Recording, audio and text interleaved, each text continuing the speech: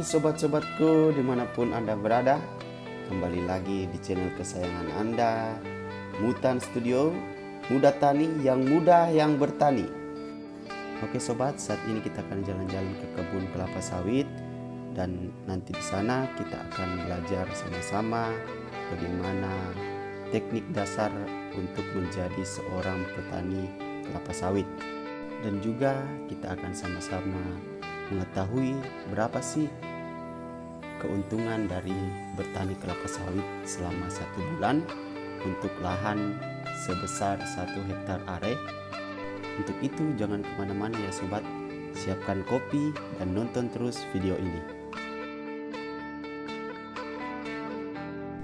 Oke, saat ini kita sudah tiba di kebun kelapa sawit. Sobat muda tani, jadi di daerah ini hampir seluruh masyarakatnya itu mata pencariannya sebagai petani, dan komoditas unggulan yang ada di daerah ini adalah kelapa sawit. Ya, jadi kita jangan menganggap remeh para petani kelapa sawit, karena mereka itu bekerja dan menghasilkan uang atau cuan itu dengan cara bertani seperti ini. Nanti kita akan mengetahui sama-sama bahwa berapa sih penghasilan petani kelapa sawit, kenapa mereka memilih bertani. Ya, nanti akan saya jelaskan ya teman-teman. Ya, ini dia pohon kelapa sawit umur sampai 3-4 tahun. Dan yang ini berumur 7-8 tahun ya sobat. Jadi semakin berumur dia akan semakin tinggi, batangnya akan semakin tinggi, dan tentu buahnya akan semakin berat, dan tandan dalam setiap satu pohon akan semakin bertambah. Jadi semakin dia berumur, semakin dia berisi. Oke teman-teman. Oke sobat Mutan Studio, nanti saya akan memberikan tips-tips dasar apa saja mesti diperhatikan dalam budidaya kelapa sawit ini, sehingga nanti buahnya akan seperti ini, bisa menghasilkan dengan baik. Dan tentunya jika buahnya baik, penghasilannya pun akan semakin baik. Ya, jadi ada beberapa hal-hal dasar yang akan saya jelaskan ke teman-teman. Jadi ini baru hal-hal dasar ya teman-teman dalam budidaya sawit. Oke sobat, yang pertama yang perlu diperhatikan adalah pemilihan lokasi atau tanah yang akan ditempatkan kelapa sawit.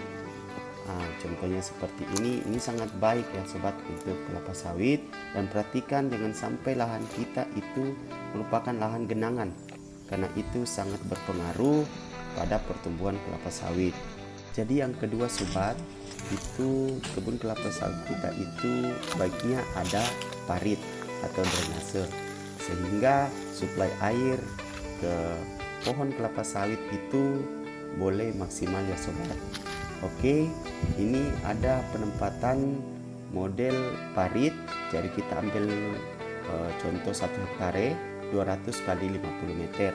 Jadi kita tempatkan ya sobat pada posisi tengah. Jadi parit itu bisa ditempatkan 100 meter memanjang dan 25 meter secara lebar, sehingga nanti suplai air ke semua tanaman kelapa sawitnya kita boleh disuplai secara merata ya sobat. Yang berikutnya sobat adalah pemilihan bibit yang baik. Kelapa sawit yang tumbuhnya baik tentunya berawal dari bibit dan perawatan bibit dengan baik.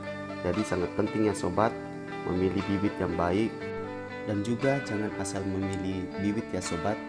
Jadi kita tetap mesti sesuaikan dengan kondisi tanahnya kita, apakah itu di pegunungan, apakah itu di rawa, karena itu semua memiliki bibit yang keadaan tanahnya kita. Yang berikutnya yang perlu diperhatikan adalah kebersihan area sekitar kelapa sawit kita.